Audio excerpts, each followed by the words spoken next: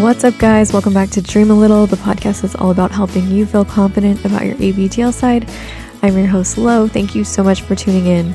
Today, we've got Josh here to share his experience with going to events as a DL, so I think it'll be really relatable for those of you who identify more as a DL than an AB. Before we get started, I want to give a quick shout out to Aaron and Nathan, a couple of our newest Patreon members.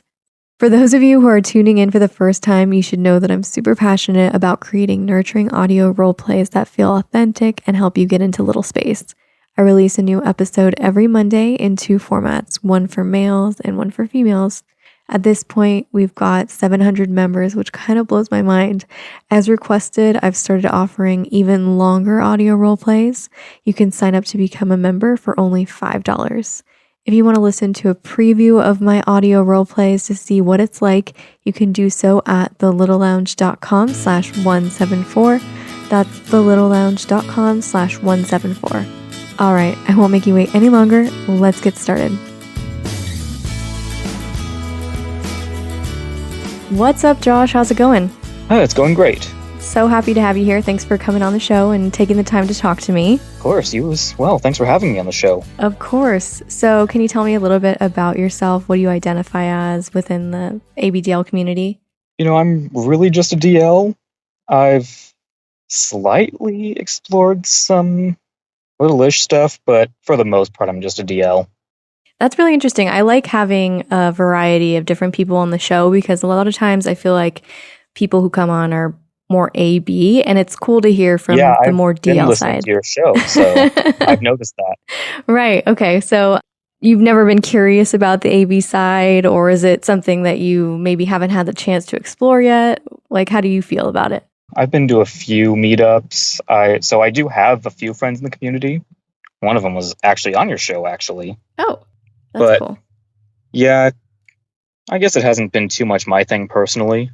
Well, that's something interesting that I didn't really consider, which is as a DL, when you see these bigger events like, say, CapCon or TeddyCon that are more geared towards definitely, I'd say, the little side, how does a DL fit into those? Like, as a DL, do you have any desire to go to those events, or is that not really your thing? I've never really traveled to one of the bigger events, so I'm not really sure. I actually don't hear too much about these events, and maybe that's intentional, but I mostly just go to the smaller local ones. And what are those like? And are those strictly for DLs, or are they also for ABs as well? Oh, those are very mixed in as well. So I see plenty of ABs, littles, anything in between. And a lot of times, people will be doing their play scenes or whatever. I don't really pay much attention to those. I really just, hang out with some of the people, make new friends. We play like board games or card games. So one time we played with some model trains. Oh, that's cool. So how many of these events have you been to? Admittedly, only a handful. I think there was like a couple years or a year or so I didn't go at all. And then when I was going to try to start going again, the pandemic hit, and well, now they're not holding any right now. Yeah. What's the main driver, would you say, for you going to these events? Is it to, or maybe in the past, was it to, potentially meet a partner that you could do this with, or just find friends? Possibly, yes. And as well as to make new friends within the community. I did want to get a bit more involved than just watching from the internet. I mean, yeah, it seems like that would be more fulfilling to to have even someone just to talk about things with, or just to feel like you're less alone. And there's something way more personal when you're in the flesh with someone in real life versus just typing to someone behind a computer screen. Yeah. So when you went to these events, tell me about it. Like, how did you find out about it? And did you go by yourself? Yeah, I did actually. I was mostly just looking around on FetLife, and I saw there was a group that met like 3 miles away from my house. So one day I decided to message the admins of it, and they said they'd be happy to have me come. So I did. Had a good time. I made some friends, and I just kept going as much as I could. Well, that's really cool. Were you nervous? Was this the first time you actually met other DLs and people like this in real life? Yeah. At first I was like, am I in the right place? And then I saw someone had a bag of diapers, and I was like, okay, I got to be in the right place then. Wait. So they brought a bag of diapers. Where were you? It was like one of those canvas grocery bags, and I could see that there were diapers in it. So okay, was that how Yeah, you they were weren't supposed just to know you carrying it found the right group, or? that was kind of, I just went and asked, like, is this the event? And they were like, yes, it is. Okay, cool. And so it seems like you must have had a pretty good experience if you went to more after that. Yeah, actually, I made one friend that I hang out with outside of ABDL related stuff. So That's pretty cool. yeah, it did. I would say it went pretty well. Now, do any of your friends or family know about your ABDL side? Okay, so this was fairly recent. My girlfriend's mom found out. Oh my gosh. No, how'd she find out? So I think we should preface this with my current girlfriend got into wearing with me, and one time she was just wearing in her room on her own, and her mom walked in on her, and she didn't know what to do. She explained that it was just something she and I did, and her mom just said it was weird, but didn't tell her to stop or anything. She hasn't come and said anything to me about it either. Okay. But it was alarming in the moment. Yeah. And I wasn't even there when it happened. And now you know that she knows. Yeah.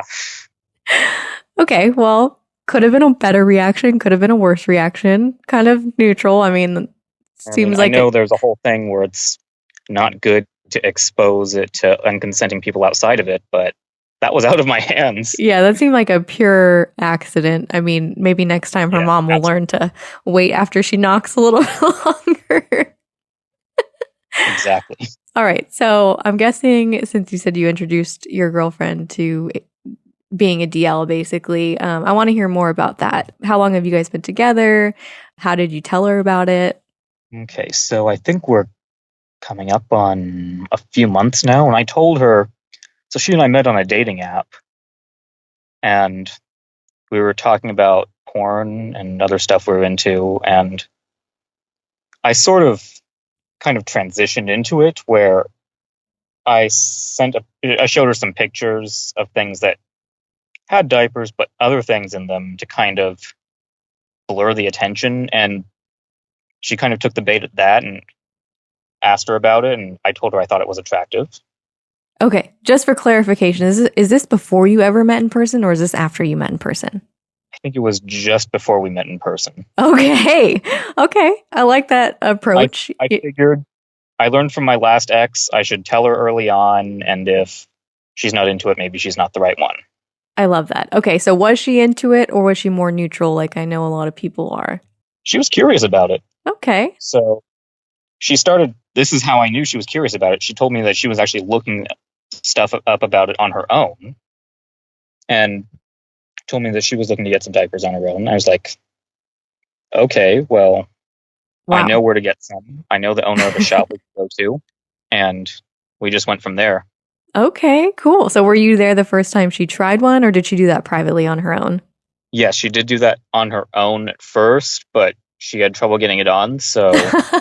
You don't think about that when you're into this. You're like, you don't realize that people just don't know how to do it. Yeah, she said that admittedly, she probably put it on wrong and it wasn't the most comfortable for her, and I told her that I'd help her next time, so I did. Okay. And, she started liking it more and more. I think it also depends on the type of diaper you choose, because some of them are definitely more comfortable than the other ones. I was telling her that as well. That's why you gotta work with an expert like yourself. You're like, let me show you. And I don't even consider myself much of an expert. Well, more so than the average person. Fair enough. So after this experience with your ex, you decided to do things a little bit differently. How were things with your ex? So we had been together a couple months, broke up for a few more, and then got back together. And that was when I told her about it. And she didn't want anything to do with it. She admitted it wasn't her thing. And, we tried to make it work, but it didn't. And I guess that happens sometimes. Yeah, I think it's good that's why you said to tell people early on. In this case, you told your girlfriend before you even met in person, which is exceptionally early, but it worked out for the best for you. And sometimes it's important to learn that whether or not you're going to be compatible with someone, since this is such a big thing for us, even though it sounds so silly. Okay, so it sounds like you got off to a bit of a rocky start in that relationship, and then you still told her pretty early on. It's not like you waited, like how some other people do, where you wait like years into the relationship to figure out whether or not you should tell them. So have you always been so set on telling someone about it, or like where did that desire come from? Figured if I date someone, they should know. And it's not really something I want to just keep to myself. If I'm dating someone, I want them involved with it too. Yeah, that's the best I can explain it. That makes a lot of sense. Would you say you've always felt, it seems like you're pretty confident about this side of you. So I'm just curious to know if you've always felt that way, First time someone's told me that. Well, when you're talking about it, you're like, it makes it sound like it's easier said than done, I'm sure.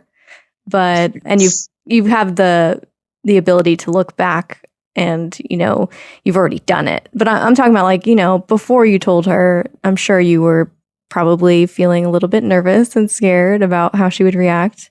We kind of talked about other things at first. She had some kinks of her own, including a daddy kink of all things. So I was like, okay, maybe we can work with this. It seems like the two would complement each other, if anything.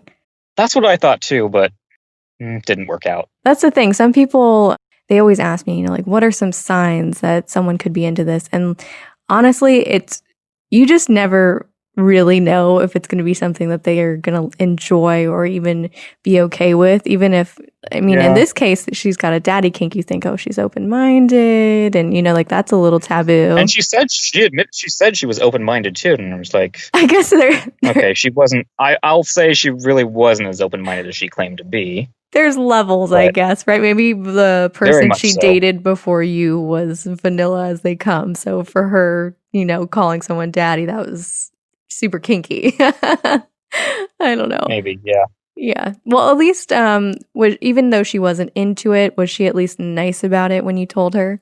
Yes. Okay. Well, yeah, she was. That's all you could hope for, I guess, is, there are some people who can be very cruel about it when you open up to them. Oh, yeah. Not that I've had anyone cruel to me about it, but I've heard stories. Oh, yeah, I have too, especially on this show. So do you have any advice for people who are struggling to open up to their partner? Good question. I would say the first step is know your partner. Know what they might be into, what they might be accepting of. And then instead of flat out saying you're into it, maybe put something related to it in front of them and see what they think about it. And kind of just, look before you jump, I guess. Yeah, I think you should definitely get to know your audience and the person you're talking to, like take hints from things you've had in conversation. Even though you hadn't met your girlfriend in person yet, I'm sure you guys had talked quite a bit about your lives and who you were as people before you decided to meet up. So I'm sure you had an idea of who she was at that point. It's not like the first thing you ever said to her was, hi, I like diapers. You got to ease your way into that.